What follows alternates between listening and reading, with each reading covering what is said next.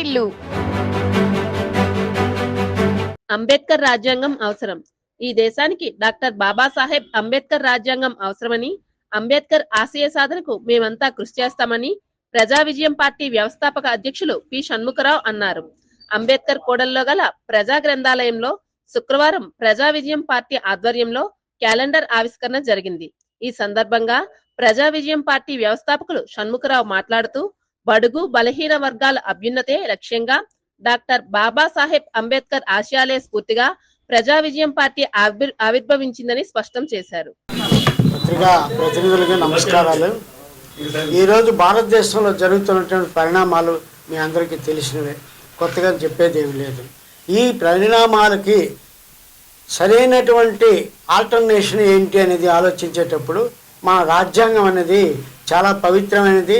78 సంవత్సరాలుగా ఈ రాజ్యాంగం దేశంలో చిత్తశుద్ధిగా అమలు చేస్తున్న నేపథ్యంలో ఈరోజు జరిగేటువంటి ముప్పు, వీటన్ని ప్రభావం అంతా కూడా ప్రజలకి ఎదురవుతుంది.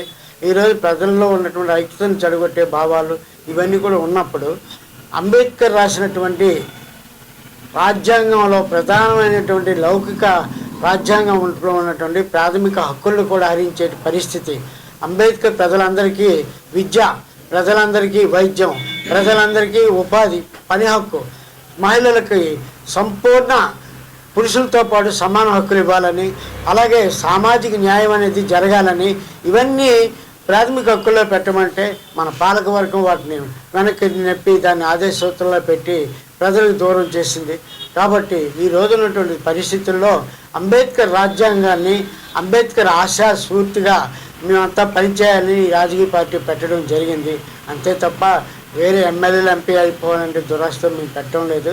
ఈరోజు ప్రజల్లో అంబేద్కర్ తాలూకు ఆలోచన విధానాన్ని బాగా పునాది రంగంలో కూడా తీసిపోవాలనే ఆశయంతో మేమంతా కూడా కలిసి 25 సంఘాలుగా ఇక్కడ విజయనగరంలో మేము కమిటీగా ఏర్పడి ఈ పార్టీ కోసం, పార్టీ అభివృద్ధి కోసం, అంబేద్కర్ ఆశయ స్ఫూర్తి కోసం మేమంతా చిత్తశుద్ధిగా పనిచేస్తామని ప్రజలందరికీ మాటిస్తున్నాం. ప్రజలందరికీ కూడా అభినందనలు తెలియజేస్తూ పత్రికా విలేకరులందరికీ కూడా నమస్కారం తెలియజేస్తున్నాం. ముందుగా అందరికీ నూతన సంవత్సర శుభాకాంక్షలు.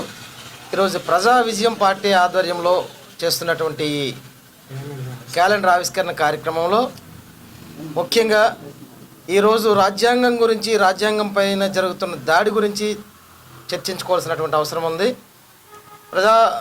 మన ప్రజా ఉద్యమంలో ఉంటూ మొన్న పార్లమెంట్లో అమిత్ షా గారు చేసినటువంటి ప్రకటన చాలా దుర్మార్గమైనది. రాజ్యాంగం ప్రకారం ఎన్నికల్లో పదవులు పొందుతూ, అధికారాన్ని పొందుతూ రాజ్యాంగ నిర్మాత అయినటువంటి డాక్టర్ బిఆర్ అంబేద్కర్ గారిని అవమానించేలా అమిత్ షా మాట్లాడడం అనేది చాలా దుర్మార్గమైన ప్రక్రియ. ఇది రాజ్యాంగం పైన జరుగుతున్న దాడిగానే పరిగణించాల్సి వస్తుంది.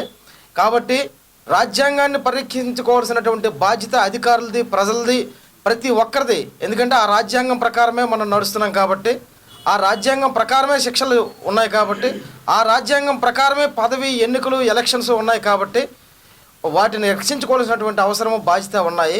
ఈరోజు ప్రజారాజ్యం పార్టీ, ప్రజా విజయం పార్టీ ఆ విధంగా ఆ దిశలో కృషి చేయడం కోసం పనిచేస్తుంది.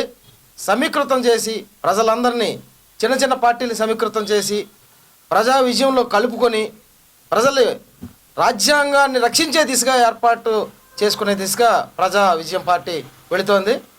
అందుకు ప్రజా విజయం పార్టీ అధినేత మన షణ్ముఖరావు గారిని అభినందిస్తూ ఈ కార్యక్రమానికి విచ్చేసినప్పుడు మీ అందరికీ ధన్యవాదాలు తెలుపుతూ ముగిస్తుంది. Thank you.